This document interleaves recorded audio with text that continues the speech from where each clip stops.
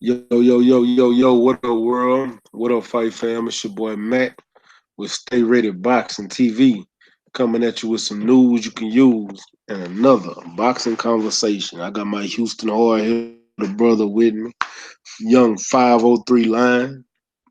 What's going down, champ? Hey man, just another great fix today, man. You know, just chilling, man. Yeah, Sad day in boxing, man. R.I.P. Mad Max, man. You know what I'm saying? For real, man. These boxers put their lives on the line for our entertainment, man. And it's sad, man. They do pass away like that, man. yeah, it really is, man. I'm not even gonna lie to you. Especially after losing Sweet Pea last week and then back door and lose him in the ring like that, man, it is a sad day for the sport. Hell, a sad month for the sport. To be honest with you, man. Yeah, man. Like it's kind of bittersweet. You know what I'm saying? Cause you want to enjoy all the fights and shit. You know what I'm saying? But man, dog, like we just came off a great week of boxing, man. But at the same token, you know what I'm saying? It's bad because it's man. This dude was young, bro. Like he was my age. You know what I'm saying? And Yeah, he like was 28. you know what I'm saying? You breaking up on that last little bit. What'd you say, champ?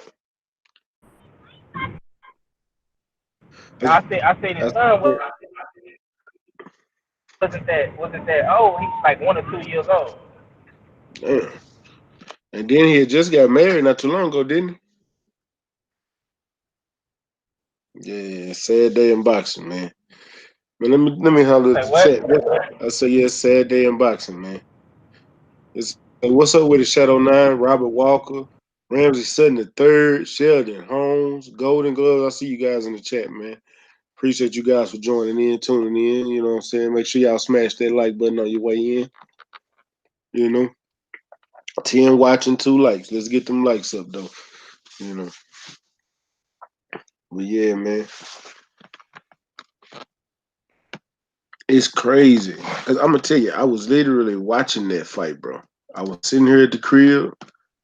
I was watching the fight, and I was looking like, damn, they need to stop the fight, bro. When I said that, I said it right at the end of that round. Literally, I said it right at the end of that round. And that's when Buddy McGirt came out and said, "Please let me stop it." He didn't want to stop. He wanted to keep going. He got that warrior mentality, but he he didn't want to give. And then to see how he couldn't even stand up after that, that was a crazy Yeah, point for me because I was sitting there looking like you was literally just walking back to your corner. You know what I'm saying? Fine. And then when they called the fight and everything, you wasn't standing up like they normally do.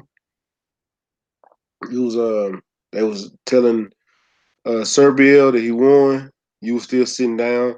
They started trying to take you out the ring and you couldn't even stand up straight. I was like, damn. And I'm like, right yeah, then was the moment they should have had that gurney come into the ring. They shouldn't have let him move no more. They should have had that gurney come into the ring. yeah, man. They should What's have up, put that Quattro? dude I on see you. the stretcher, bro, and gave him some oxygen. Yeah, oxygen and the IV. Right there. On right there. Oxygen and the IV. Shouldn't even had to wait. What's up, Quattro?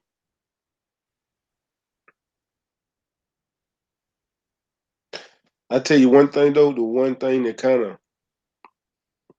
I hate to What's up? say this, what's going down.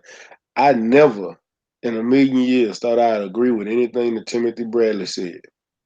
But I agree 100% on his ranking. Oh, 100%. oh, oh yeah, bro. That rant with Tim Bradley went on after that, bro.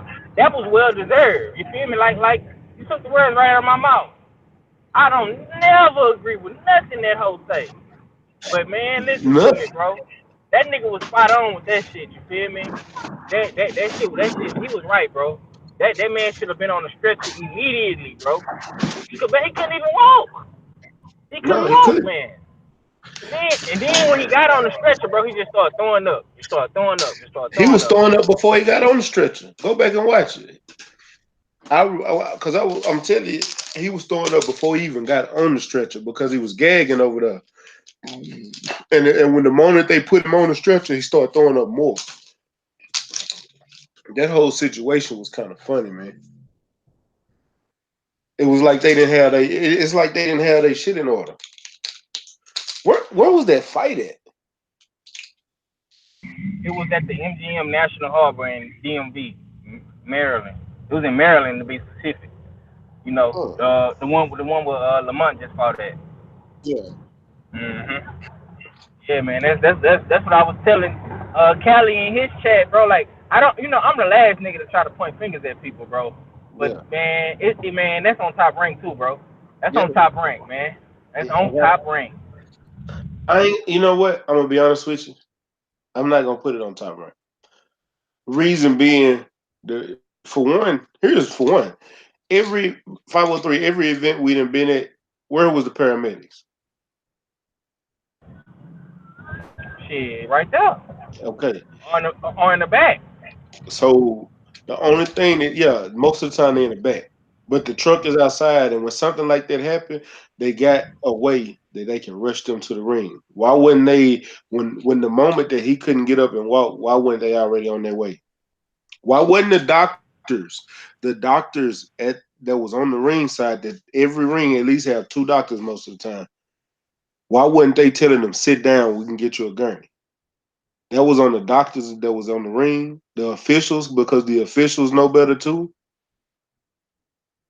That's on them. I'm not gonna put that on Top Rank like that. Even though Top Rank put the event together and they liable for a lot of that, man. A lot of that shit could have been prevented because of of the They, ignorance that was shown for the bro, doctors in the they should ring. have stopped the fight in the ninth round, bro. He shouldn't have took. He should. Agreed. Agreed. He shouldn't have took two more extra rounds of punishment, bro. Bro, his whole left That side was dude, fucked up. I agree. I 100% agree with you, bro. bro, a nigga came up to me. That's how I know this shit is viral, bro. A nigga came up to me while I was at football practice with my son, nigga. We sitting there watching our sons practice, and he just brought it up out of nowhere. He say, "Man, you seen that boxer that died today, man? Like dead ass." I'm like, damn, this nigga asking me about this shit. He ain't never asked me about boxing, bro. But just today, he asked me about it. You feel me? Like that's how I know that shit. That shit is touching people, bro. Like that, man. That's a fucked up Yeah. situation, I man. ain't gonna lie to you, bro. They're gonna be looking at ways to fix that. It's fit to start getting real strict.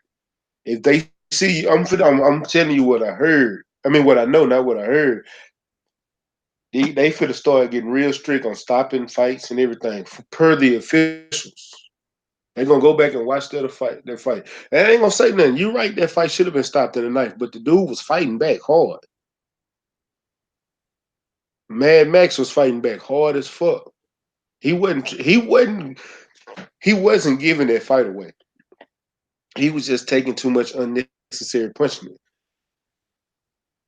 The boy had so much fight in him, but he was taking too many clean shots to the face and to the when he got his body, when he was hurt to the body like that, he couldn't protect his left side whatsoever. And taking them, his eye started swelling in the ninth round, and he couldn't see. Taking those hard shots, man, man. What's your thoughts on that? Quite good. Yeah.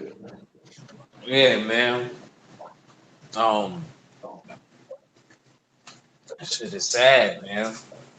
You know what I mean? Me and my girl was just talking about that on the phone. You know, it was just like, yeah, see, this shit is crazy. Me, I mean, like I said, everybody take that risk. That's what you take going in the ring, especially on the come up. You know what I mean? So can't, you know what I mean? There's been plenty of dudes that died. You just gotta hope that it's not you, and you just gotta take every step and measure, Yeah. you know. Um, that's just how I look at it, because he was fighting back hard, and it didn't look like he was, really like devastated. You could tell from the outside looking in, but that's just from the outside looking in. But we still thought that he had enough fight in him to continue. We Yeah. didn't know it was that bad until after the fight. That's the same. That same shit happened with Sergey Kovalev when he killed the person in the ring. Yeah. 2012. It wasn't like the dude, fell out, right in front of people. Nah, that motherfucker was fighting back. And then he got carried out on the stretch in the 12th round. Yeah, You know what I mean? that's the same thing that happened when Boom Boom Mancini killed that Asian cat. Exactly.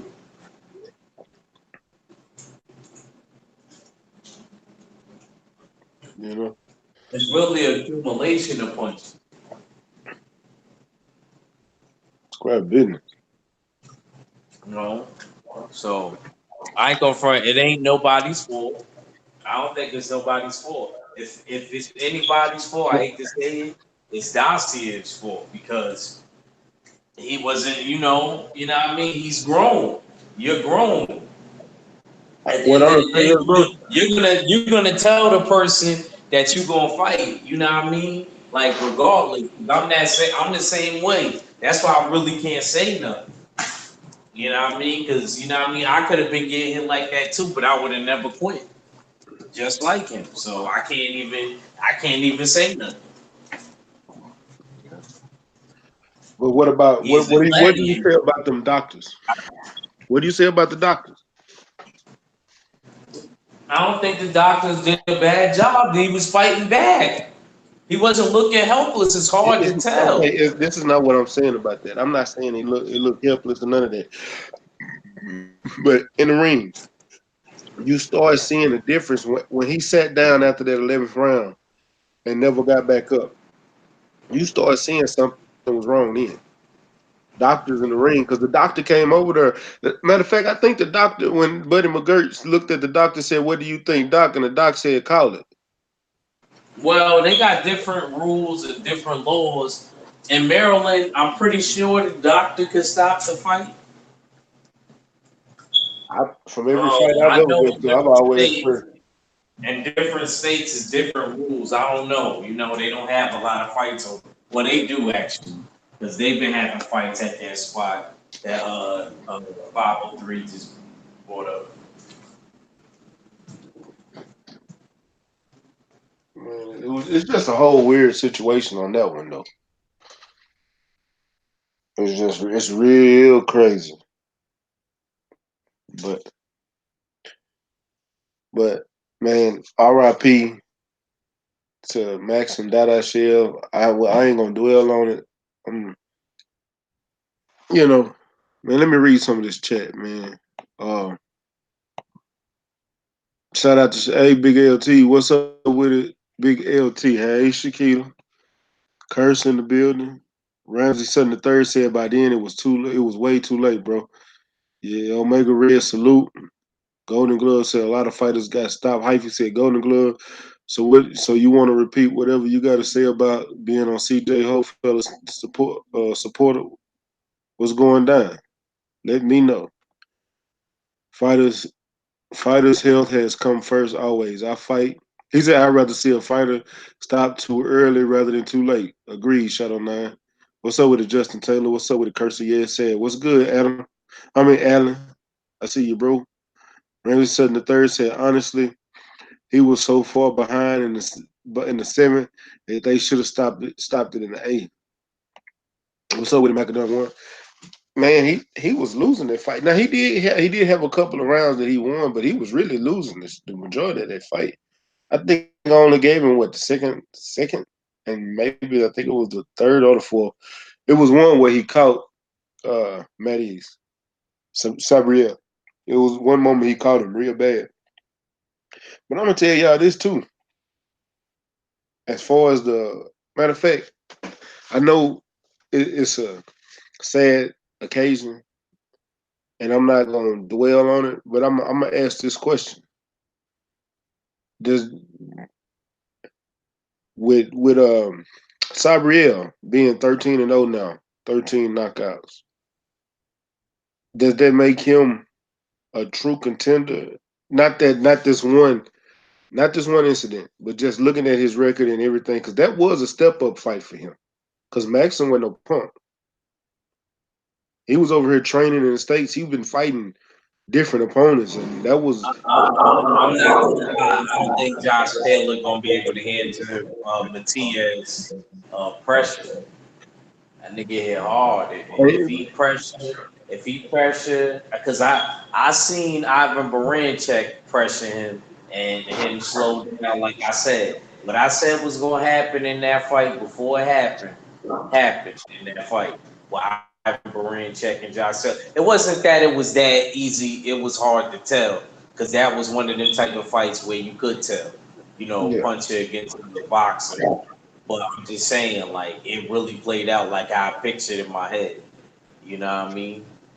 yeah, With Ivan Baranchek going down. You know what I'm yeah. saying? You say Ivan Baranchek gonna win against AB? Who? Who said that? Oh, I thought you said Baranchek gonna win against AB. Oh no, ain't nobody talking. We talking about Sabriel Matisse, Who? Sabriel We Matisse. took, That's the Puerto Rican that Mad Max fought. yeah. That dude, We talk about him because he's the mandatory now. yeah, he's the mandatory for Josh Taylor now. And the reason that's brought up because the World Boxing Super Series, I hadn't talked about it on my channel because I don't know what's going on over there because it's how can I say it? The money they don't have the money, point blank. They don't got the money to keep it going. That's why the fight between Regis Prograis and Josh Taylor hadn't been announced for the championship because they don't have the money to keep going. And they were just that's why you hadn't even heard any updates on the light heavyweight World Boxing Super Series. They can't afford to pay the fighters right now. So until they get some more investments, all that is cut out. So Yo, they need to get. Why the zone don't help them out? They doing all it's of on these the zone. power. I should tell you something. It's on the zone. So that means the zone is financing. That should tell you something right there.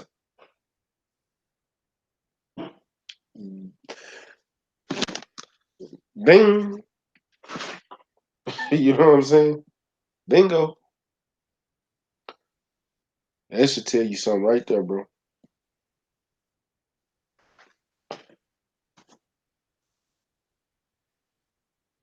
Yeah, man, that's crazy, man. That don't make no sense, man. You know what I'm saying? But that's why I respect a nigga like Regis, man.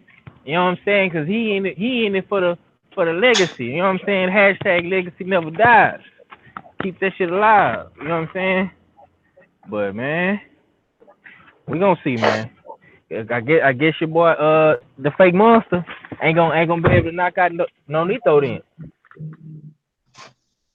That fight ain't been announced either. But then again, he just recently fought, so he got But as far as the rest of them, I don't know what to say, bro. I don't know what to say about the World Boxing Super Series. Like they literally made Ivan Baranchek fight. For free?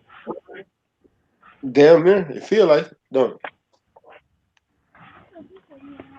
I'm trying to figure out they not don't have money to pay the fighters, but they on the zone, and the zone is known for paying these fighters stupid amounts of money. That don't make sense to me. No, it don't make sense to neither one of us, champ. You know what I'm saying? The zone is the king of overpaying these dudes, and you not paying the dudes that's actually Making fighting fighting the best. I mean, wow, it's crazy. Hopefully, Taylor can get the win out of Maurice Hook and Jose Ramirez, man, and go ahead and we can have an undisputed champion at 140. That's what I want. That's actually what I was going. That's the topic of the day. But yeah, I don't know, man. I'm really somebody need to get this shit together. I guarantee you, if this shit was on ESPN, that should have been paid for. Fighters will be getting paid. Top rank will be getting paid because ESPN on them, and we wouldn't be worried about shit. But it is what it is, man. Damn, I already got it. How in the fuck you must? You know what? Was that Golden Glove? I got a down. I got a thumbs down. I'm like, how do I get a thumbs down from that conversation? But you know, Did you bring up Canelo? nah, I ain't bring up what. Oh, with him fighting Devin Drago. Yeah. No, I ain't bring that up. Oh, okay. Act did earlier, Oh, but we oh well. you could talk about it. Cook on it, too. No, I thought that's why you got your dislike. No, I got the dislike because we had a one of probably because we had one of CJ Goodfellas subscribers in my chat. Oh, okay. But he gone after Hyphy spotted him. He burnt out. Then he didn't get timed out. He didn't nothing. He just burnt out. All of a sudden that undisliked appeared. So it is what it is. I'm gonna be honest with y'all. I'm just being real. If y'all gonna be over there with him, don't come over there with me. Period. I took one of my moderators wrenches because I seen paperwork on him, champ. Seen paperwork on him. Not over there. If you're gonna be over there, stay over there. I'm not gonna sit there. You sitting there, somebody just dissing us on a regular basis. You know what I'm saying? Just and you just wanna be play ears of both sides. Nah, that don't work like that, man.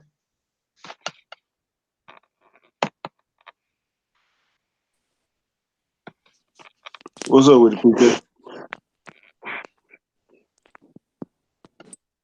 PK, Yo, what's up, Max? Salute to you, brother. what's going down, man? Same old shit, man. Salute to the usual suspects. Salute to the Man, chat.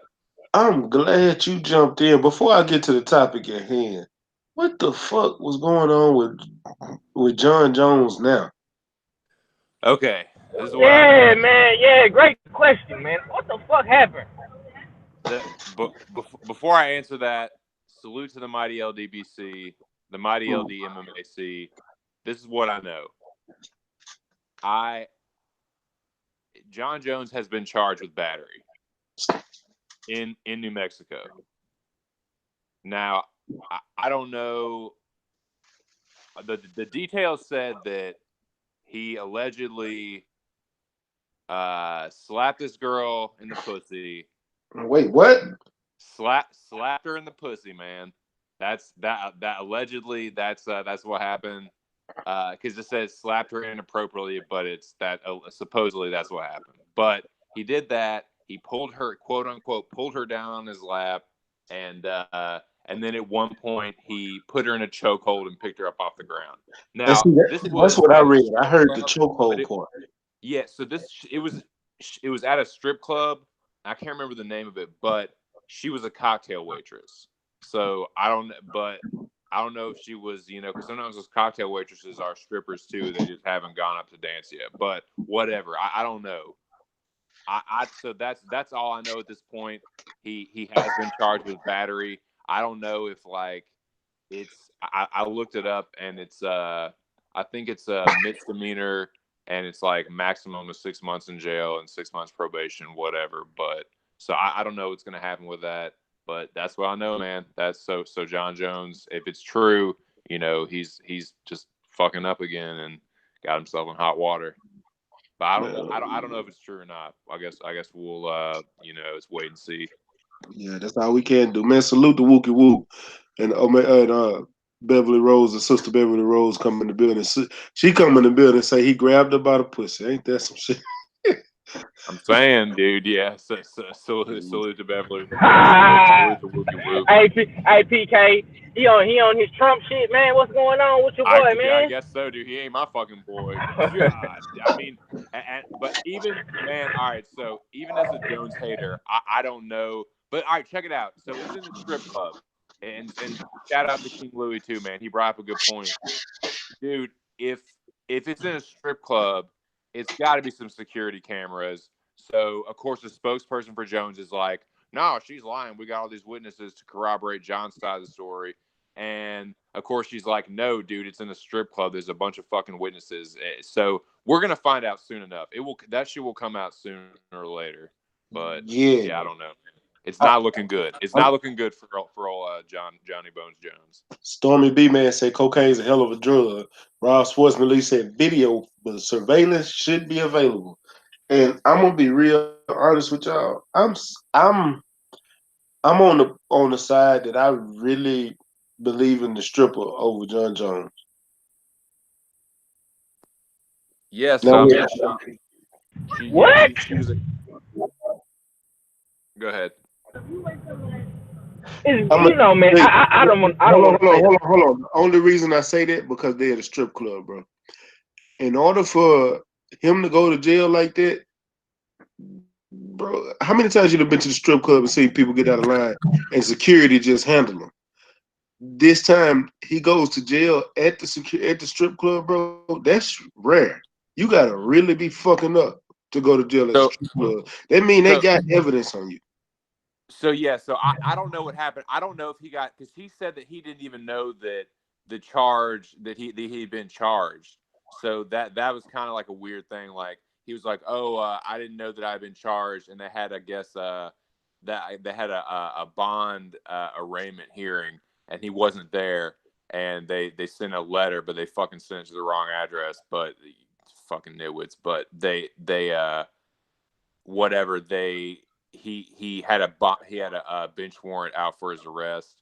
He found out about it. He paid it. It was like $300, but he's been charged. So I don't know if they like what happens with that all that shit. But yeah, man, he has been formally charged with battery in New Mexico. I The shit like happened. Bones Jones. That's one of the few UFC fighters I actually like. I like him. I like Cowboy. I like Tyrone Woodley. Man, if my nigga lost. God damn. But yeah, I like them. John Jones really making it hard for me to be a fan right now, champ. Like he making it real hard for me to be a fan. Like through all the goddamn, I thought you was really man getting your shit together, especially after all that goddamn doping, all the fucking doping. I thought okay maybe he good. Well, my thing is this: if she's lying, there's going to be a bunch of people there to like be like, yeah, she's fucking lying. John Jones didn't do that. I don't really see anybody saying that other than people that are like John Jones, like a John Jones spokesperson. So I don't know, man. And this is coming from a John Jones hater, so you can be like, whatever, you're biased, but I don't know, man. I am gonna wait and see before I like, you know, I jump to any conclusions, but it's not looking good. I'll say that it's not fucking looking good for John. And it's like, dude, what if it's true? Like, what the fuck are you doing, man? You're 32 years old. You got a fiance at home. You got 4 kids. Like, what are you doing out there choke slamming cocktail waitresses in strip clubs, bro? Like, what the fuck, man? I don't know. But I am gonna wait and see before I just totally like I don't know, man. But if it's true and it's I am gonna go in on John Jones, man, because it's just crazy. It's just crazy. Well, see, I can't knock you whether you a hater or not. At least you admit to your shit, and then on top of that, not only do you admit to that shit, you aren't jumping to conclusions. So I can't knock you for that. I can't. I mean, I put out a video on it. I mean, she could be lying, but like I said, we'll find out, man. There's got to be a video in there somewhere, so it'll the shit will come to light. And that's what dude. If John Jones, that's what I can't stand is like John Jones put out a thing and he was like, "No, I'm not in any trouble at all." It's like, well. even if she's lying, you could be in trouble because you have been charged with battery. So I don't know how it's going to move forward, but it's not exactly like, oh, there's nothing going on here. Like, no, bro, you got charged with battery, and you might do some jail time, and it's the fucking, the heat is on again on John Jones. It's like all this fucking negative attention, man. Damn. But let's get off of John whole ass. My boy Khabib is almost off for suspension. He got a fight coming up anytime soon. Any news on it? Yeah, he's fighting Poirier in Abu Dhabi.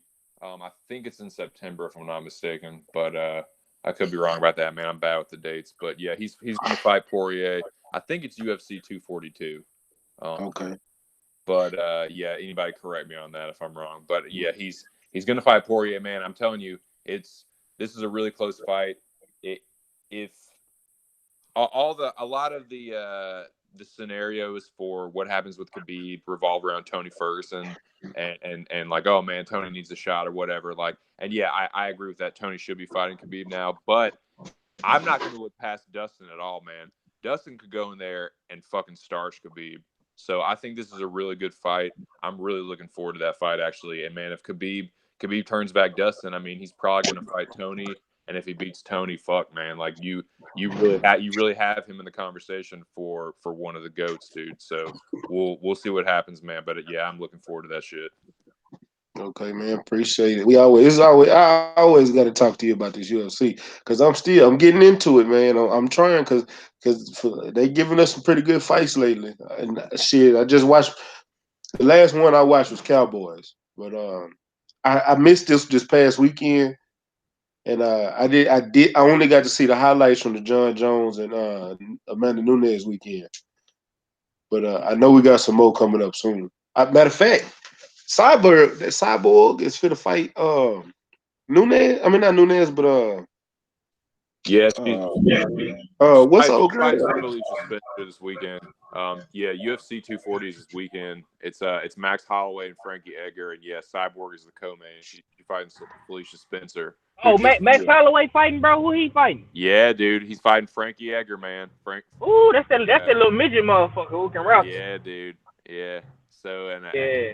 a lot of people are heated because they think this dude Alexander Volkanovski, and you can throw me in that category as well. I think that he should really be getting the title shot because Volkanovski just beat Aldo, but Frankie Edgar got the shot. He's fighting Max Holloway. It'll be a good fight, man. I mean, Frankie Edgar, you can never count him out because of his grappling and just his toughness. But Max is so good, man. Like he really is one of the great like active fighters right now. So that'd be a good main event. Cyborg Felicia Spencer will be a good co-main event. But yeah, there's some decent fights on it. But yeah, I definitely recommend checking out the highlights from UFC San Antonio. There were some good scraps, man. Some people got knocked the fuck out.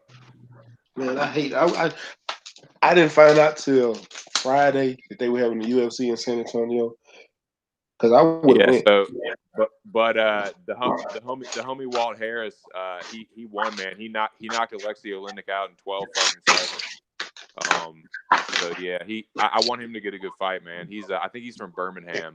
But yeah, he's a 36, man, but a heavyweight. That's about the fucking like average. Birmingham. He's from Alabama or he from England? No, Birmingham, Alabama. Okay. Yeah. No, good look on that though. Yeah, there is a Birmingham, England. But yeah, man, it was pretty good. But yeah, 240 should be all right. It should be okay. All right, I'm damn so ready. Yeah, Jeff Neal is fighting Nico Price. That'd be a good scrap, man. Bro, bro, the UFC always got some fights going. Is that pay per view? Every fucking weekend. Every I got a fight going on every weekend. No, I'm saying is that pay per view though? Is that fight y'all talking about pay per view? The ones this past weekend were not pay per view. It was just Khabib is gonna be pay per view. Right. Yeah, this weekend is going to be pay per view, Holloway and all that. But the last weekend and the weekend before that were one was on ESPN and the other was on ESPN Plus, which is like $5.99 a month. Yeah, I got ESPN Plus. Right. Yeah, I got ESPN Plus too now because we got some good fights coming up. We got Anthony Yarde versus Kovalev. And you got Lomachenko versus Luke Campbell. Oh yeah, hell yeah. Yeah, yeah. Is that gonna be on ESPN or is that gonna be on the zone? Which one? Yeah, Luke Campbell, Lomachenko. Yeah, Eddie Hearn said it in the interview today. I mean, well, not today, but the other day that yesterday when the press conference was, he Okay. said that that was a part of the deal that it had to be on Lomachenko's network. So it's either gonna be on ESPN Plus or ESPN, but I hope it's on ESPN Plus, man. You know they always put Loma on regular ESPN. Right. Well, as long as they put the Anthony Yard, Sergey Kovalev on ESPN Plus, that's really. I got ESPN Plus for Shakur Stevenson and Anthony Yard. To be honest with you, and Teofimo, man. But can we please talk about the elephant in the room with Teofimo, bro? Go ahead, start it off. All right, man. Well, this nigga Teofimo, man. Let me raise my damn windows up. This nigga Teofimo is is is acting like a straight up spoiled little brat, man. A diva. You know what I'm saying? I'm not even gonna say the words, man, because I got my kids in the car. You know what I'm saying? This dude acting like a spoiled diva, spoiled brat, man. You know what I'm saying? He want to take his ball and go home because he got roughed up a little bit, man. Hey, man, you and your brother, you and your pops came out and talked all that trash. Talking about y'all gonna beat up Lomachenko, you gonna beat up Devin Haney, you gonna beat up all these dudes, you gonna be a champion at 135 and 140. But you talking about you don't want to fight no tall fighters no more, bro. What is Maurice Hooker? What And is you, Virgil Ortiz? What is Mario Barrios? Them dudes is gonna be champions, man. Once Regis Progress get out the way, man. You know what I'm saying? But within the next 2 years, bro, if Earl Spence move up, Regis Progress is gonna move up. You know what I'm Regis saying? already talking about move up because Regis just want to be undisputed at 140. Then he going after Right. Crawford. He been calling out Crawford for years. He Yeah, that's want what I'm Crawford. saying. And then that's what I'm saying, bro. In the next 2 years, bro, Progress, Taylor, all these dudes that's at 140 is gonna be at 147, man. So that's gonna be an open division once again. You're gonna have dudes like Virgil Ortiz, Mario Barrios, you know what I'm saying? You're gonna have dudes like Devin Haney coming up. All these dudes is gonna have to fight for them belts, man. Until female, bro, you talking about you don't want to fight no taller fighters, bro. All these dudes got size on them, man. They not gonna keep putting you in there with no little over the hill Hispanic short midget T Rex fighters, bro. Come on, man. I really want to be a fan of the Teofimo, man. I found out about him through you. You know what I'm saying? I started fucking with him, man. But he got it, man. I'm Yeah, telling it's you, the bro. same thing, bro. I done actually started pushing back away from him my damn self. Yeah, man. Hey, bro. Like, I don't like that type shit, my nigga. Talking about you gonna quit cause you had a tough fight and you got criticized about it? I can't fuck with you, man. I can't fuck. Come on, man. You want a nigga to run behind you, man. I'm glad Legendary brought that shit up, man. But he brought it up at the wrong time, right when we was finna get out, man. Cause I didn't know. I had to go back and look at the tweet. You know what I'm saying? But he deleted the tweet. I seen it on Champ side. He deleted the tweet though, man. You know what I'm saying? That man, hey man. I know he going through stuff outside the ring, man, but he letting that shit get the best of him right now, bro. He really is. That's all I got on it though, man. Yeah, for real, man. I agree. I 100% agree. One of the issues I have with the whole situation is that I had to sit up in my chair because I'm over here rolling one.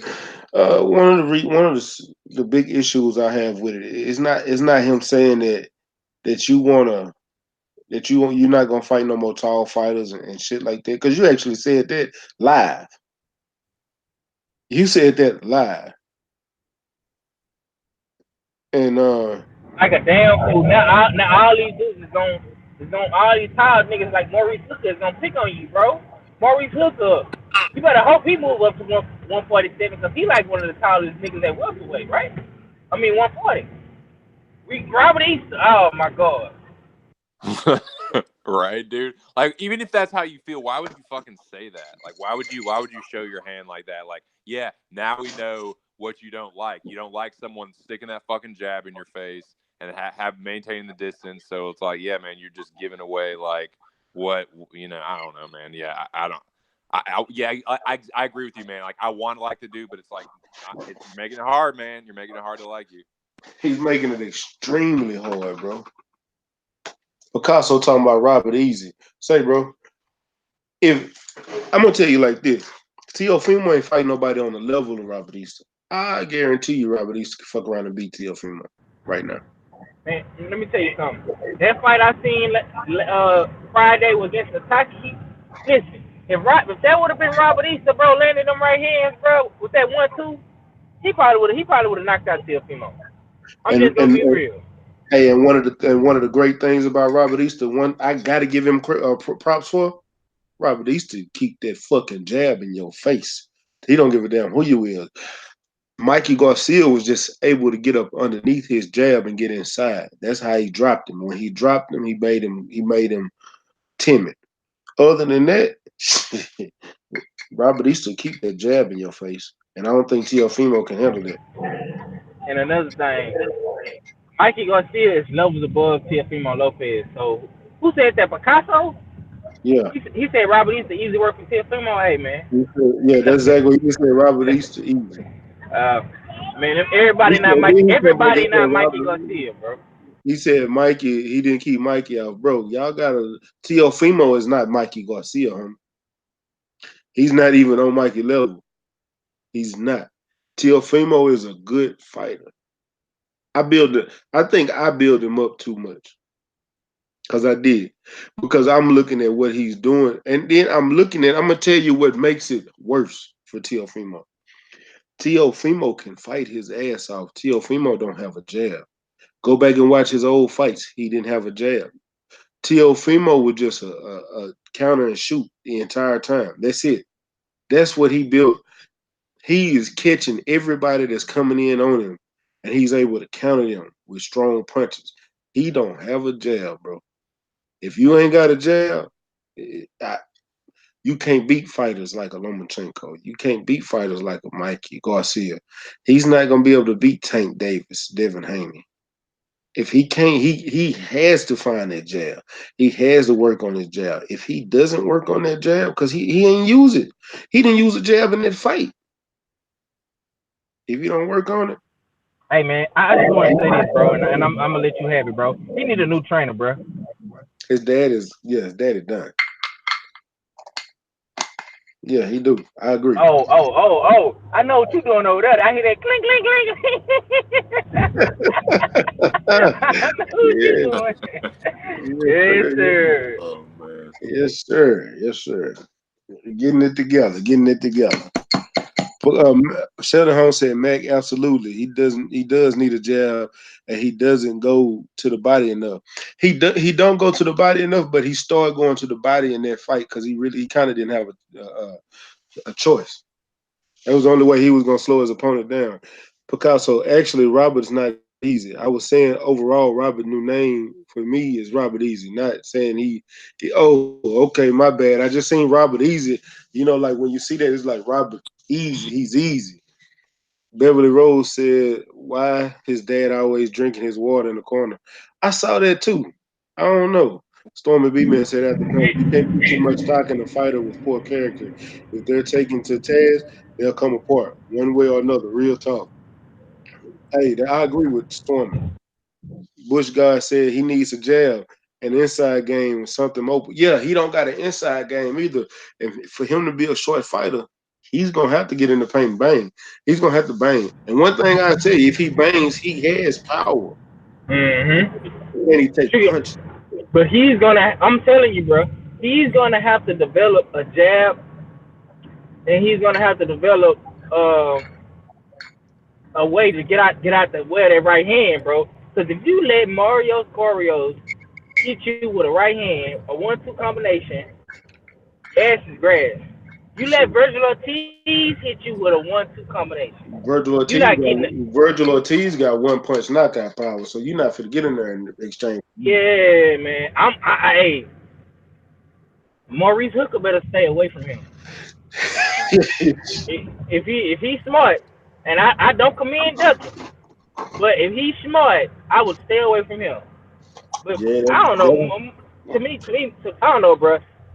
That's why I want to watch this fight this weekend with Hook and Jose Ramirez, man. Hey, I want to bro. watch this fight. Hey, Really I'm do. not, I was gonna go to the Maurice Hooker fight, but I ain't gonna make it because I'm getting all this stuff together for me to move. But Yeah, yeah, yeah. I tell you what I am gonna make. I am going to Virgil Ortiz fight August the 10th. I am going to that fight. That's in what Grand Prairie. Yeah, that's in Grand Prairie. I man, I just want to say this. I don't think there's anything wrong with a fighter not being ready for another fighter. I don't really personally consider that ducking. I consider ducking like if you're gonna if you know what the fight is to make and you don't make it for whatever some bullshit reason that you fucking come up with.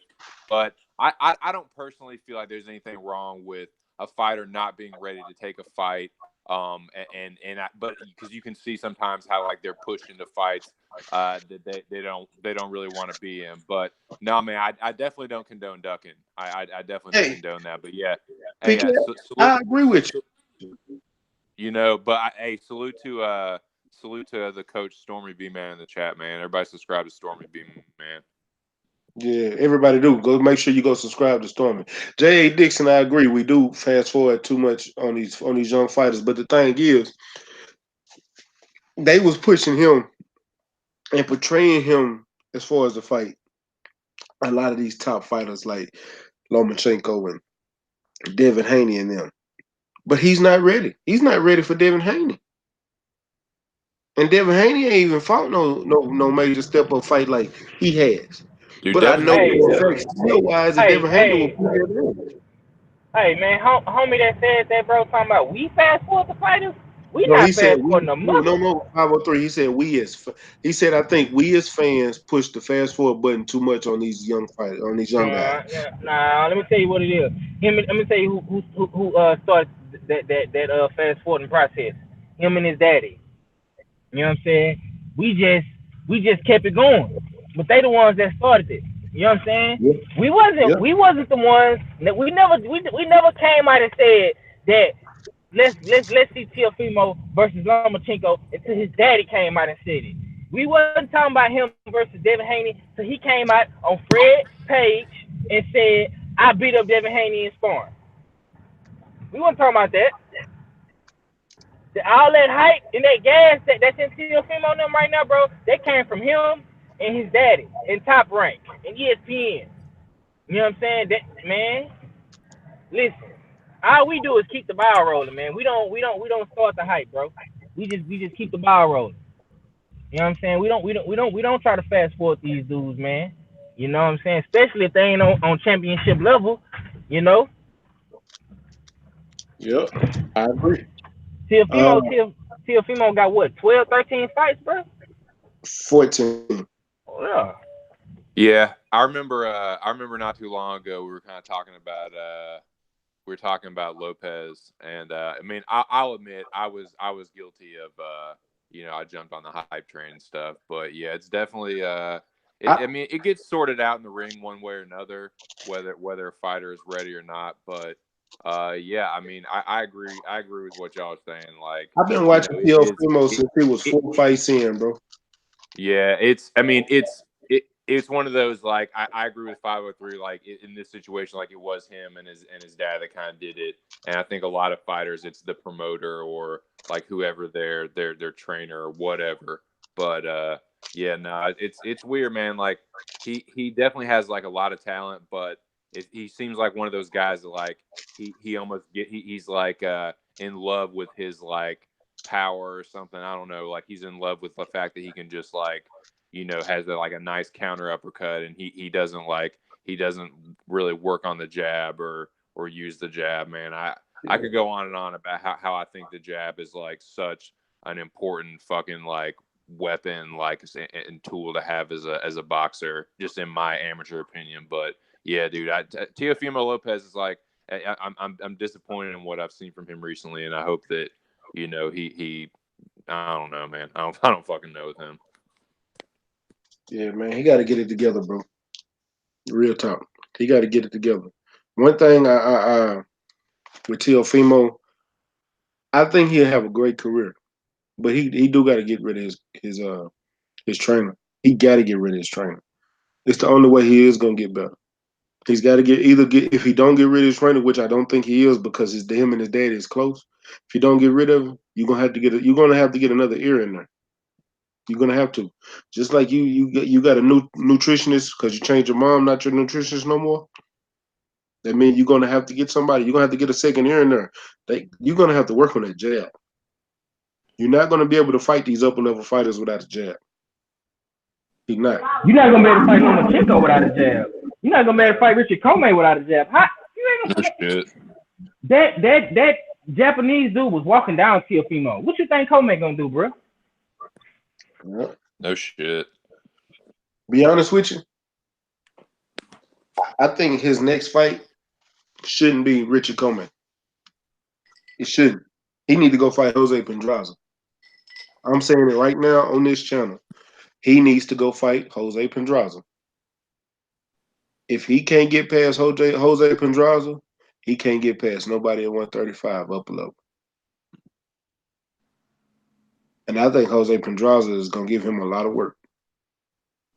He's gonna frustrate the shit out of him because Jose Pedraza ain't no knockout artist, but he's a good boxer, and he's gonna frustrate the shit out of him. Yeah. If you can't be Jose Pedraza, you ain't gonna be Lomachenko. You know.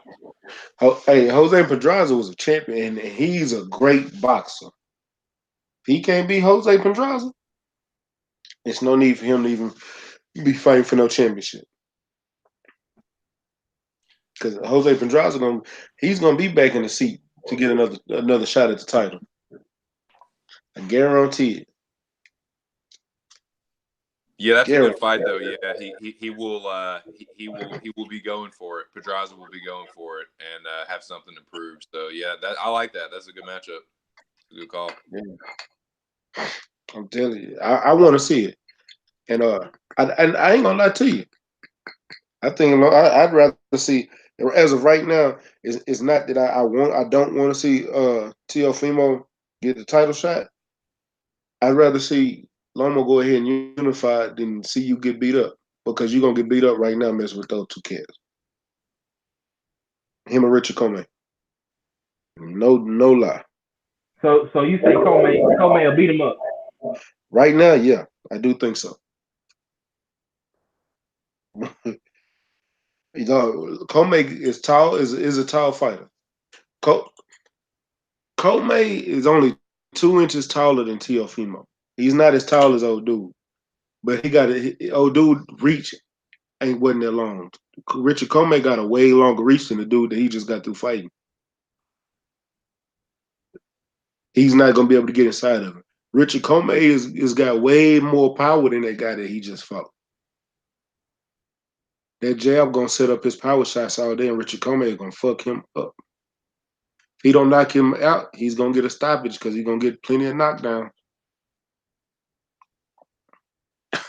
I'm not joking. If Teofimo don't learn how to get inside or learn how to utilize his jab, and also one thing that was frustrating me watching him fight, he didn't know how to get a dude was putting the jab out there. He was throwing that jab lazy at times. Those times that he was throwing it lazy, Teofimo didn't even try to utilize it and get up underneath the jab and get inside and working inside. Counter, turn him, do something.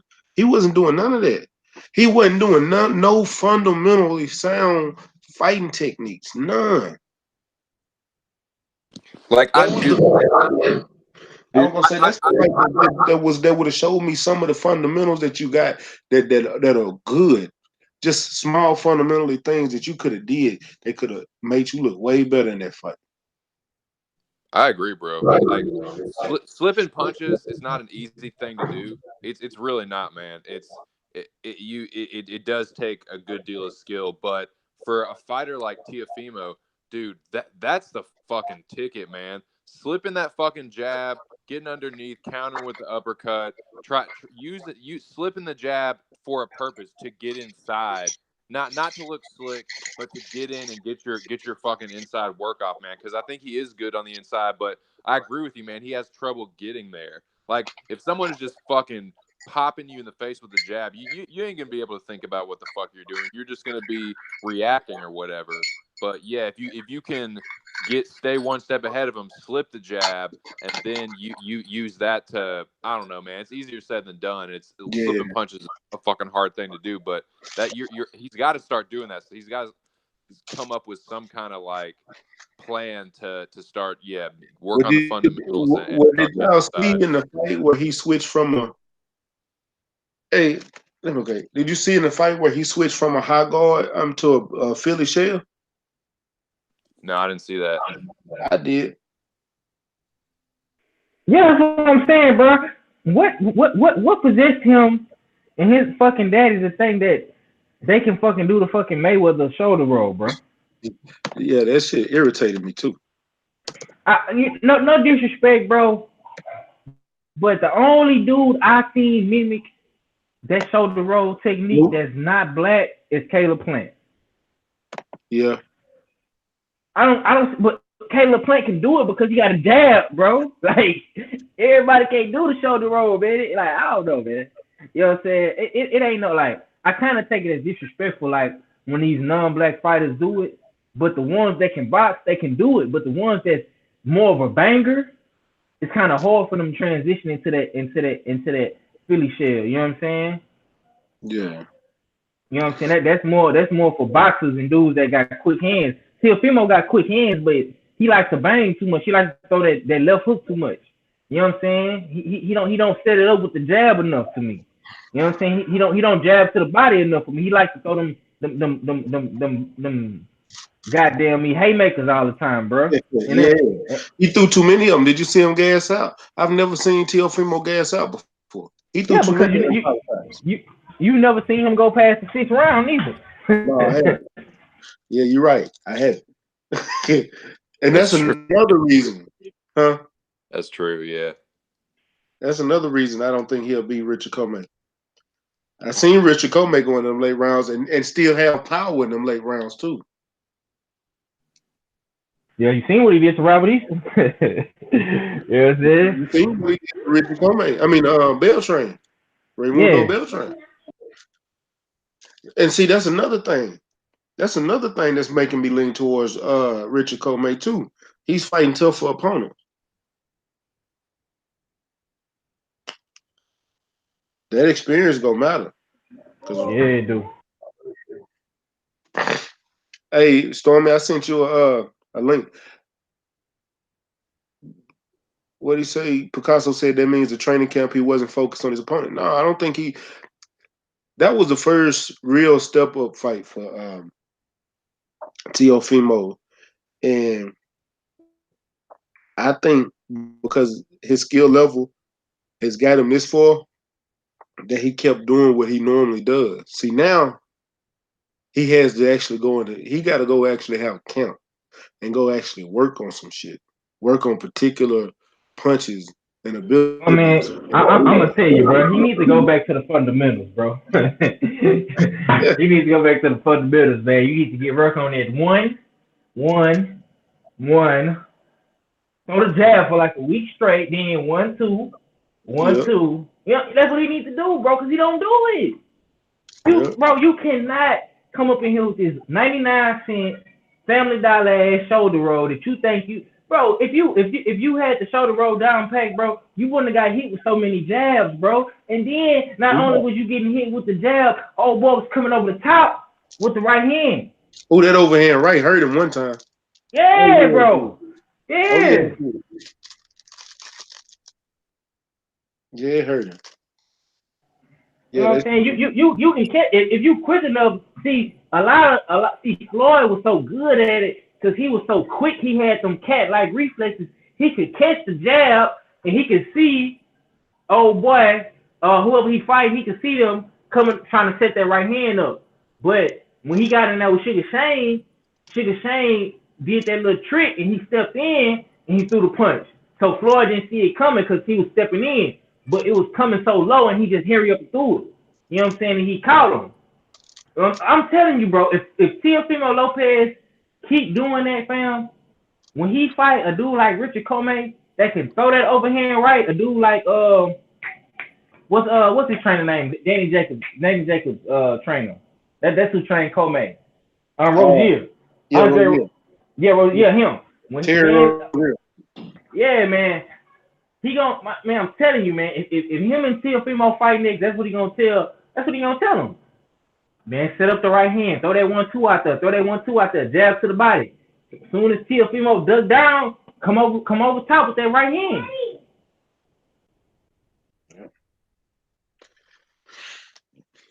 It's gonna be real bad for him, Chef. Big Money said it's 99-cent shoulder roll. This nigga 503 got me weak. Hustler, Bush guy said Caleb Plant has excellent footwork and mobility too. Teofimo is too stationary. Agreed. Hustler Sim said I feel like that was one of the downfalls of AB when he started trying to implement that shoulder roll after messing with Mayweather. His fighting style changed after that. He was using that shoulder that shell before. You know what I'm saying? He just wasn't using it.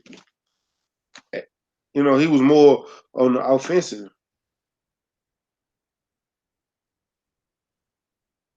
Damn it, say something happened. Hold on.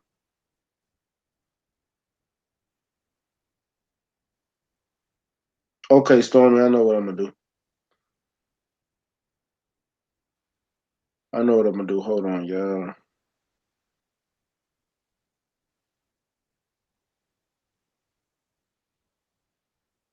Did you get that, Storm? What happened, bro? No, Stormy. Even in the thing, it said something happened to keep Stormy from joining this group. So I sent him the physical link. I don't know what's going on.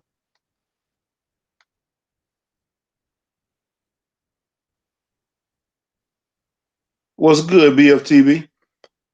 He said, Picasso said, I practiced my 1-2 so long, I dropped the guy from after 2 jabs and a 1-2 in sparring.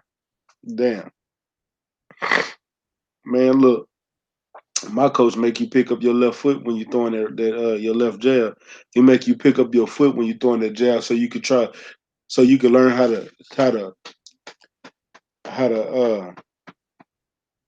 damn. This shit don't write on the one. How to get power out of your back foot. How to develop that power from your back foot. And he's trying to make you learn how to do a stiff jab. Put power in your jabs too. Crazy. Still, I don't know what the fuck going on. Stormy, what's your email, bro? I'm gonna do it manually then.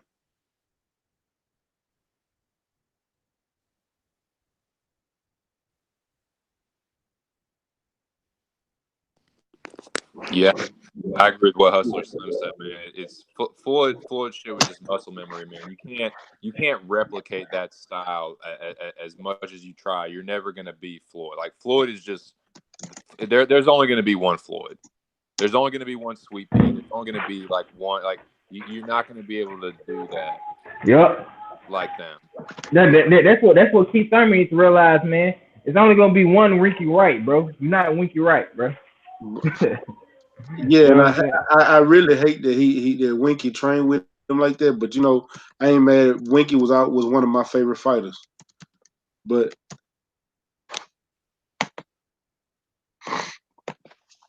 but yeah, he didn't look good, man. Let's get off Teofimo, man. You know what? We got a fight this weekend. We got a couple of them. I know we got Tank. I'm not really worried about Tank. Tank gonna win his fight. Y'all can say what you want. Tank gonna win this fight. I want to talk about Jose Ramirez and Maurice Hooker. That's a decent scrap. That's a decent scrap. And I think Maurice Hooker gonna come out this fight the winner. But I think he gonna get abused in it. I think he gonna take some punishment. And I think he gonna win. What's going down? Storm I see in the building. Hey, brothers. Good evening. How's everybody doing? 503 PK. Mac, how's everybody? Man, What's we up with good. it, Coach Stormy? Give us a Salute, lesson, man. coach. Big lesson for the night, man. Oh, it's all good, man. Hey, no, you guys were talking something pretty good and interesting just a moment ago when you were referring to T.O.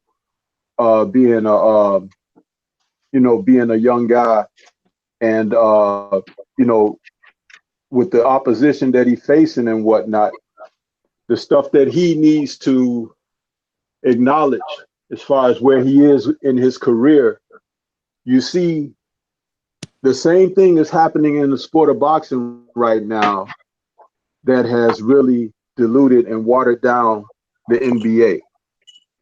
They started going to get the guys out of high school and 1 year of college where they hadn't even learned the fundamentals of the game yet. They hadn't learned the the the way to the way to play team basketball, because each and every guy that comes from a particular school and end up on a university team now is like the man wherever he came from. But he's really a boy who hasn't transitioned to a man yet. So now he's in an environment where he's asked to compete with other people who were just like himself, but only for a year before he can go pro or whatever. And then he's back into the pool again with veterans. And now he has to man up and everything, but he has no foundation. He has no principles. He has no values that he has been able to develop. Okay. And so whatever is not there naturally becomes the essence of who he is naturally. So in boxing, when you apply that same metaphor, you're talking about a guy like Tiafimo. He's been put in a situation where they want to market him. And they, meaning that the powers that be, whoever he signed with, he's with a network station and everything and top rank and all of this. But they're only going to market him in a manner of which he looks good. Damn the whole process of his development, because it's about money for these networks. You understand?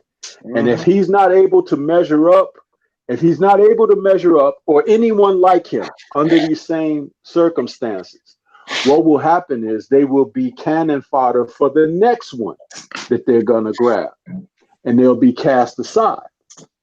You see, and if there's poor character at the foundation of that, it's going to present itself way before they get a chance to make money with it. And it's showing already.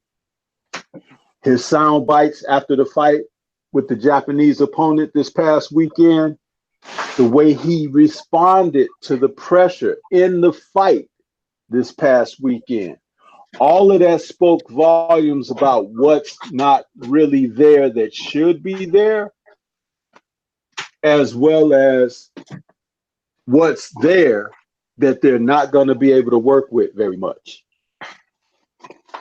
So he was exposed. And I think it was 503 dropped a video today, and I left a comment on there about the video because I wanted to acknowledge what you presented and say you're dead on. He's been exposed. Now all the sharks can circle the ones who are veterans, the ones who really know the game and who got experience under their belt. He's cannon fodder for those guys now.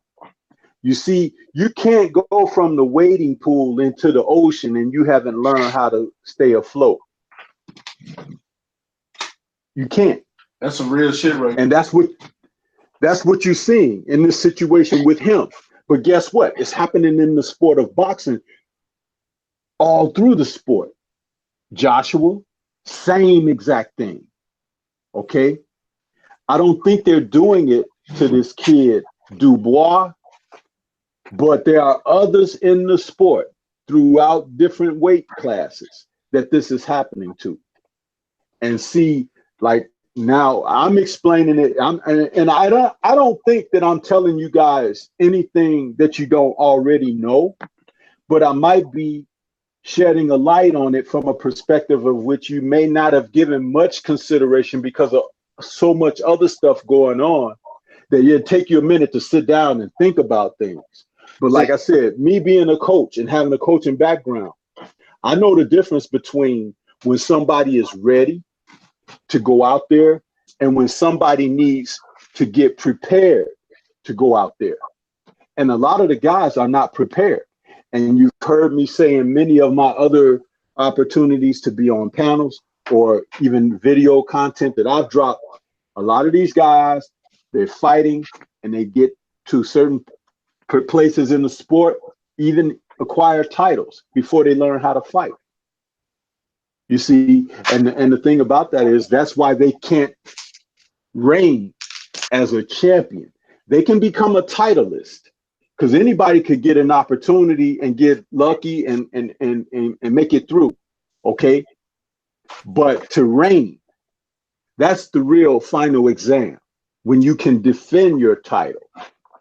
And when you're defending a title, you're taking on all comers, all different styles, all different ages and experience, backgrounds, and all different types of temperaments. Because sometimes you become the hunted. They want what you got. You understand?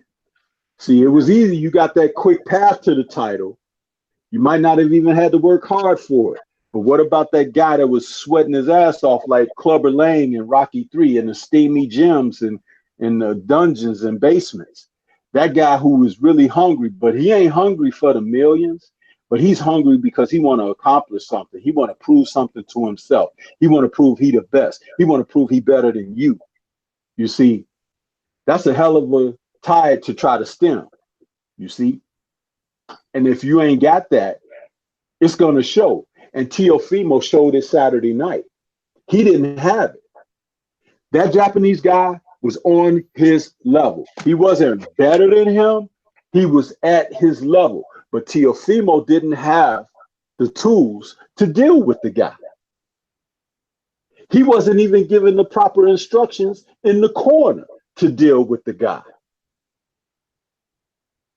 And if the guy was any much better, he could have made him quit. But see, there's a way to go about doing that too. When a person is not dealing with pressure well, what's the principle? Pressure bursts pipes. Yes, sir. Yes, And sir. he came apart at the seams from the mouth when the fight was over. You see, what a good guy would have done, just like when Earl Spence went over in the UK and took Kell Brook's belt from him in a hostile environment in another nation, he went over there and became a world champion. It spoke volumes about Earl, where he was within himself and his character when he said, oh, this wasn't even my best performance. But he was ready He for the said, moment. yeah, he was ready for the moment, but he said, I was overshooting my jab. I was, he was like, I give myself a lesser grade. That's what he was saying, because he acknowledged that he could have been better even still. He didn't say, oh, yeah, I told y'all I was going to get him. No, Earl was already working mentally on what he need to do for the next outing when he comes out next time. That shows he's a man of substance. You see the difference? And the thing about it is, it easily is overlooked. We saw the same thing when J-Rock defeated Hurd. The way he spoke about it. One of the first things he said in that speech after the post-fight, he said, I'm telling y'all need to stop putting people down just because they lose a fight. That don't mean they can't come back. Thank you. That's real talk. Have you ever failed a test? That didn't mean that you just stop, right? You go back, you study, and you come back, you take a retest or whatever, and you pass. But you're just going to quit? Or you're going to avoid the test altogether, which is what you're seeing when guys be on a collision course, and we could call it a crossroad fight, a step-up fight, or whatever, and instead of taking that opportunity to persevere, see what you got, test your mettle, and see if you can come through, they avoid it. They take a detour. And they hope They don't have to face that path. But if you keep on living, it's going to come around again. You can't keep running all your life. When you were a kid in school and there was bullies and the bully tried to come your way, your parents may tell you, hey, that bully, you punch him in his mouth, you do whatever, you stand up to him, whatever. Because if you don't, he going to keep being a presence in your life. You step up, you step to him, you turn back his aggression on him, he'll go somewhere else. Bullies hurt just like you do. They could cry just like you do. Their head could be bust to the white meat just like yours can. Huh? And this is what you're seeing in the sport. And like I said, those networks tied in with the sanctioning bodies for these titles and everything, it's about revenue for them. And you're nothing but cannon fodder. Okay? If you're handling it, great. But the moment you falter or whatever, they got one that's ready to put right in your place after you fall down. Yeah. And the ones that they really want to protect, a la Canelo Alvarez and a few others, Lomachenko, you'll see that they will open up a wider path for them to navigate and to exist. But we know what that's all about too. Yeah, But that's what we ain't yeah, and but that's what I wanted. But that's what I wanted to say about this. And it's so prevalent in the sport now throughout the weight classes and weight divisions. But this is what's happened. And Teofimo, I'm sad to say it, but I saw in that last fight he had where he knocked that guy out, I think in 1 or 2 rounds, and it was a really devastating knockout where he hit the guy so bad and the guy rolled out. It looked like he was sleeping on the canvas or whatever. And I said to myself, that guy didn't even belong in the ring with him. It was like, it looked like a spectacular knockout, but I can look spectacular knocking out a drunk who could barely stand up, right? It's the same principle. The guy didn't belong in there with him. And they showing you this shit on TV. So if you're the layman or the average Joe and you looking at this, that little boy got something. That young boy got something. No, he's in there with somebody that don't even belong in there with him. Mm-hmm. And there's somebody just a couple of years ahead of him that could do that to him. And they're going to make sure they keep him away from the guy. But this is what you're seeing in the sport. And I'm sorry, fellas, I know I went a little long, but that's kind of what I wanted to say about that. Understood, man. You good, OG. That's why I sent you the link. I knew you wanted to cook on it. Sheldon Holmes said Mason Menard.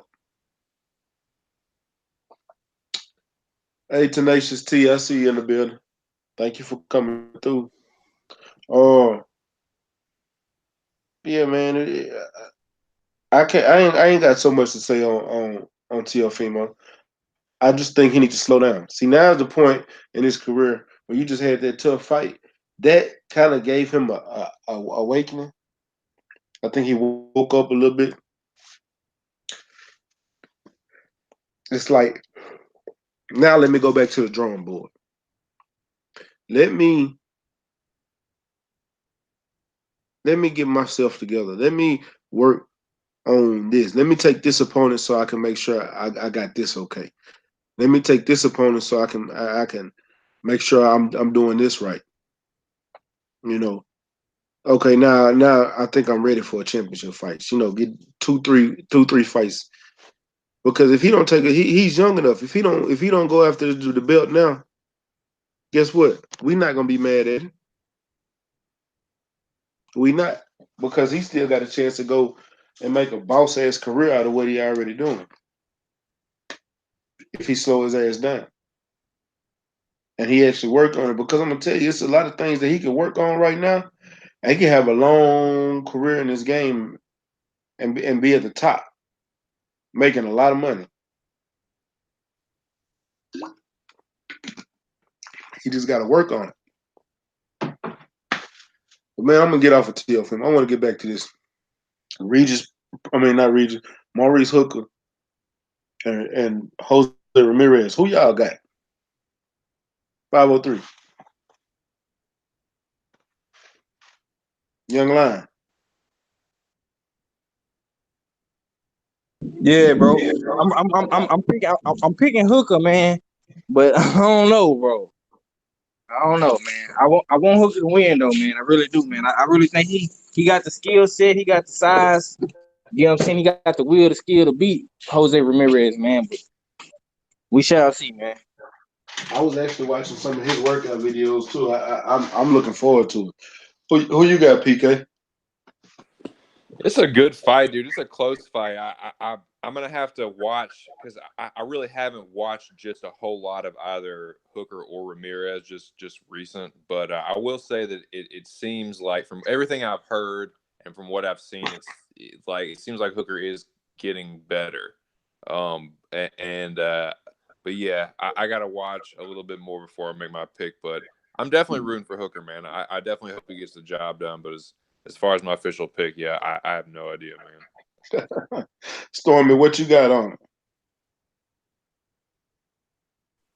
I'm actually a lot like PK in the sense that I don't know enough about both guys, but I'll take some time out, this week, and I'll review a few of their fights, and I'll be able to make an assessment in a couple of days. But this is what I wanted to say: when you got guys like this at this level, okay, and like I said, I don't know them as well as I know a few of the other fighters, but whoever has had fights where they've been tested a little bit is going to have the advantage. I can't get beyond that because it is so essential to a fighter's development. If a guy has been having cakewalks and has been having it easy, yeah, he may have looked the best. He might have the best highlight reels. He may even have the fanfare. But again, one thing Evander Holyfield said one time about two fighters battling with titles and, at the top of the sport. He's like, the first 4 rounds is these two guys, going their skills and everything. Then after that, when a little bit of fatigue sets in and everything, then skills go out the window. Then it becomes about the character of the guy, the individual, who wants it more and who has more in their toolbox. So it's like the guy who has been through a little bit of tough time. He may have had to come through a fight where he hurt one of his hands. He might have had a cut. He might have had to fight with a swollen eye, a closed eye. He may have got dropped. You understand? Certain things that that bring you to a certain point. That's the person that you go with because they have more fortitude. I'm gonna tell you like this. Jose Ramirez is a good fighter. Jose Ramirez is a damn good fighter. But Maurice Hooker's been testing more. Maurice Hooker has been in some battles. He has I think he got like 3 draws. He also had the last fight with Alex Salcedo to where Alex Salcedo dropped him early off in the fight. And he was fighting from behind, came back and won that fight with a unanimous decision. But he was losing that fight in the early round. Like Maurice Hooker, he's been tested and he's fought his share of opponents. But it's still hard for me to just say I'm picking Maurice Hooker. Don't get it twisted. But I just don't know. Like it's a good fight. You know what I'm saying? I think it's just a good fight because one thing Jose Ramirez got a gas tank on him. He got a gas tank and he got a highest work rate. And if Maurice Hooker mess around, he could lose this fight by points. You know.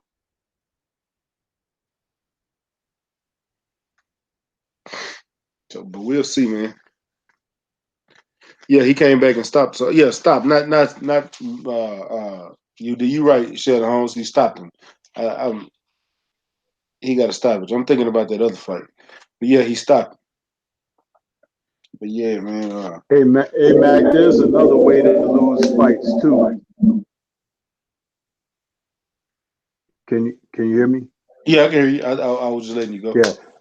Okay. There's another way you can lose fights too. Like in this recent fight that Brian Jennings had with Joe Joyce, Jennings was actually winning the fight, but he gave the appearance of a loser, laying on the ropes, not at any point in time taking an aggressive lead.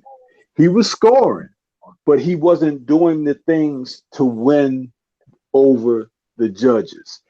That's boxing IQ, you see, because when a guy gets in there and he takes a certain type of a posture, like Danny Jacobs took against Canelo Alvarez, you're not looking like you want to win. You're just looking like you're happy to be there, or you're just participating. So I am not going to, as a judge, an official, I'm not going to award you anything for just showing up. You see, Yep. and that's important. Fighters need their cornermen to tell them these things. Stay your ass off of those ropes, especially if you're going against a guy in his hometown or in his country, or he might be the favorite in the fight or whatever. You have to do things to win the judges over. No greater example of that was then when Sugar Ray Leonard fought Marvin Hagler. He won the crowd and he won the judges over, even though there a lot of people felt Hagler won the fight. But Ray Leonard did what he was supposed to do. He came out and looked like the winner. He did. He danced, he shook his hands in the air, and he moved around, and he made it look like, oh, I'm a, he ran off combinations. It's like you gave people a feeling of passion, like, wow, he can do it. You understand? Instead of people saying, what's wrong with him? Why he ain't throwing no punches and this and that. You see what I'm saying? And it's like, this is how people can turn against the person. And fighters, the boxing IQ, all of that factors in. Floyd Mayweather realized that. He realized it. That's why he stayed in a position of controlling the fights that he was in. Some people think that Floyd, he's a great defensive posture. Floyd won a lot of fights by taking the play away from his opponents. He took the play away. That doesn't necessarily mean he outfought them. That doesn't mean that he did better in a round than them. But when he stopped them from doing what they wanted to do, he began to have advantages. You see what I'm saying? And that's boxing IQ. In the old days, they used to call it ring generalship. You're controlling what's happening in there. Mm-hmm. That was the night the Bud and Earl had words on ES video. Yeah, you're right, Shannon Holmes. You're right. Yeah, that's interesting you say that, Coach, because I agree that it is a very subjective thing, ring generalship, especially to the judges. And if sometimes if you might, or the round is close, you might not even necessarily be winning. If you look like you're winning, if you look like you're the aggressor and you're you're posturing and you're raising your hands at the end of every round and you're doing the whatever, the histrionics or whatever you call it. I think that that's it's kind of like a what do you call it, like a gamesmanship thing. It's a psychological thing. But yeah, I think there's definitely something to that. Yeah, and don't forget, PK, we're not talking about false bravado, but we're talking about doing the things to give the impression you want to be there, you're having a good time, nothing's bothering you, Right, you're you in control. want it. Exactly. And see, that makes all the difference in the world. And I don't understand. It's like you could watch some of these fights, and you listen to whenever they do have that live mic in the corner, when the fighters go back to their corners, and the coaches don't tell them these things that they need to know. You're fucking blowing this fight. You're losing. You need to go out there and let your hands go. You need to blah blah blah blah blah. But it shouldn't come down to that moment. But it should be a method of communication that has existed since this coach has been with you. You see what I'm saying? Because you can't get to the dance and then try to be Eddie Futch. You understand? You had to have been Eddie Futch all through your fighter's development. Otherwise, your fighter could be looking at you like, what the hell is wrong with coach? He never talked to me like this. It's like, hey, he'll tune you out. Yeah. You 100.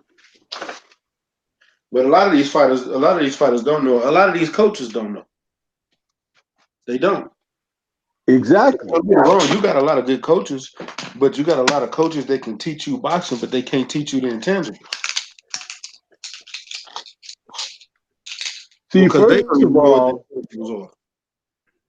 in order to be a really good coach, your principles of coaching, and I have said this so many times, and it's actually my philosophy.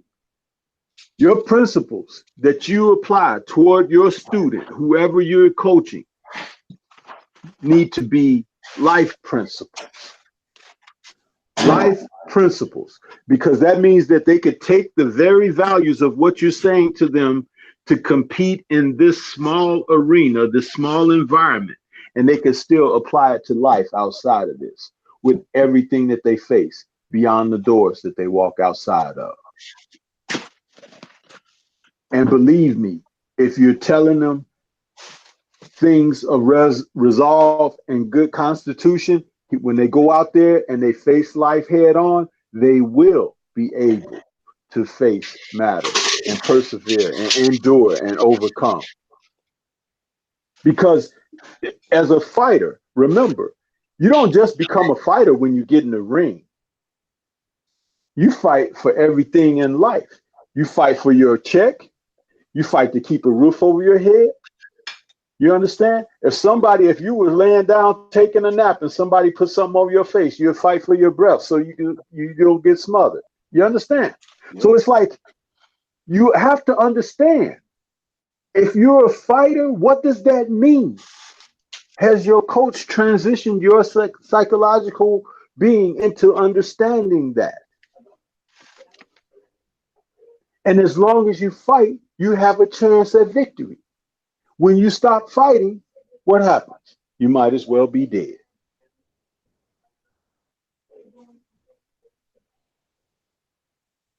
Yeah. And that was some real shit from Coach Stormy B, man. Picasso, yeah, hookers from Oak Cliff. And with that being said, man, I'm gonna go ahead and end the show tonight. This was a hell of a show. It was actually, we started out talking about, matter of fact, before we go, Stormy, we talked about Pernell Whitaker last week and losing him, but the way that we lost Mad Max, Dada Shell today, I think that was more telling on his warrior mentality. Because one thing I'm gonna say is that fight could have been stopped earlier than it did, but he didn't want to stop. He didn't want the fight to be stopped, and he was fighting back every second of that fight, but he was taking too many clean shots. Let me hear your thoughts on it, and then PK, I want to hear your thoughts on it, and then I'm gonna close the show.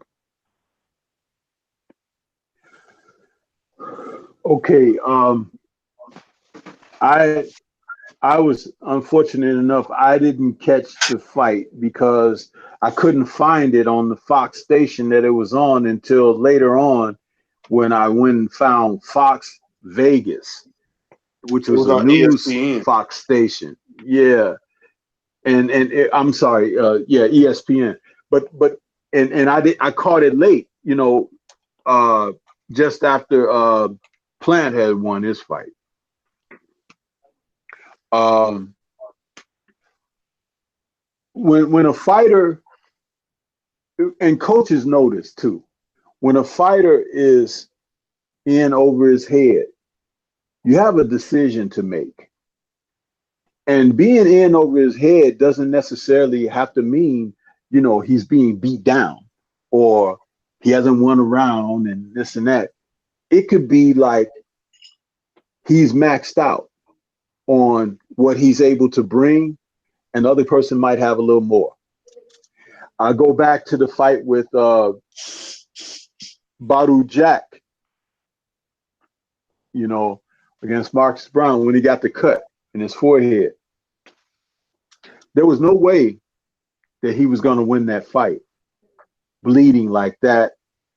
But even if the cut hadn't happened, there was no way he was going to win the fight because the styles, it was just a bad style matchup for Badu Jack. And the fact that Lou Del just kept pushing him out there and that cut got worse and worse and worse, his head had opened up like a canyon. And I'm like, at what point did Lou Del consider that this man has a life outside of boxing, that he has a family? He may even have children. I don't know Badu Jack like that, but it's like if he does, or if he's planning to have something like that, where's your sense of compassion and understanding for that? Because he can come back and fight another day. Huh?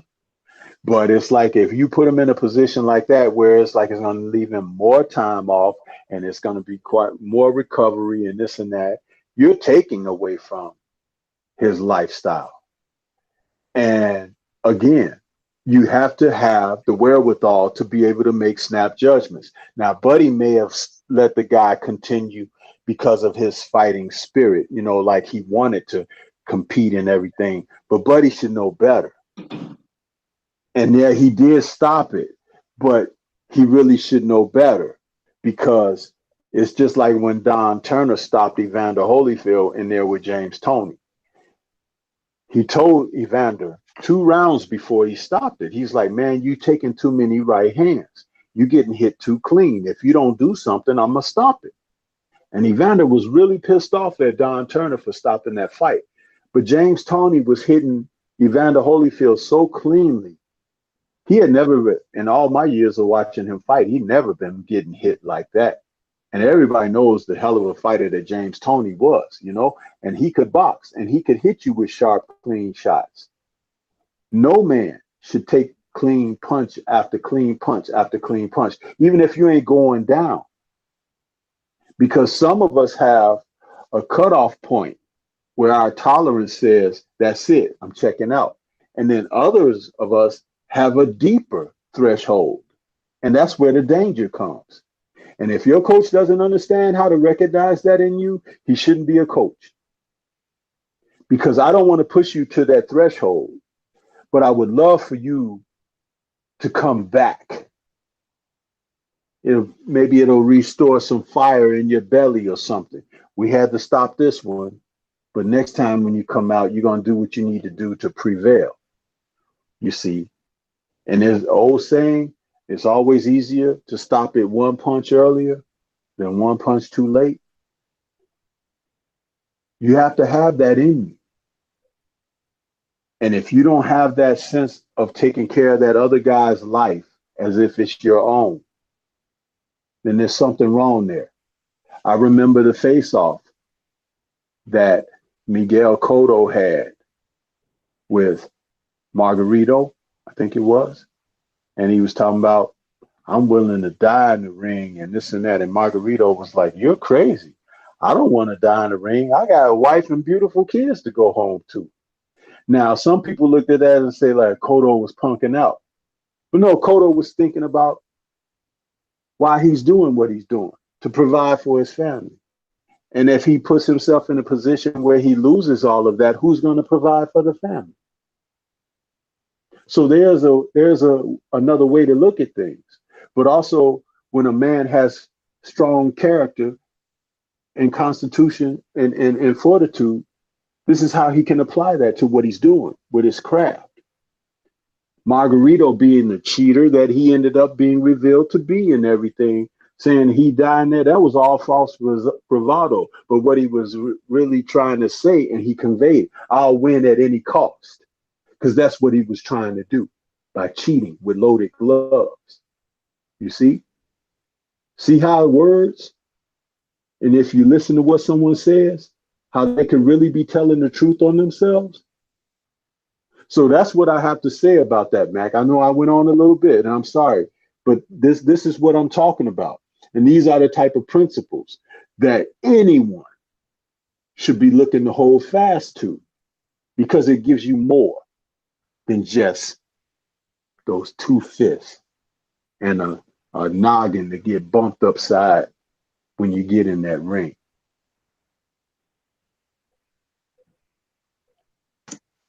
Man, I completely understand what you're talking about. That's why I actually salute Buddy McGirt. I'm surprised Buddy McGirt didn't want to stop the fight earlier, but that's why I salute him. Because if it wasn't for him, I think he'd have tried to go out there for one more round. And PK, what's your thoughts on it, man? Man, yeah. Stormy B, man, is really coach is really dropping some knowledge tonight, man. And I agree, man.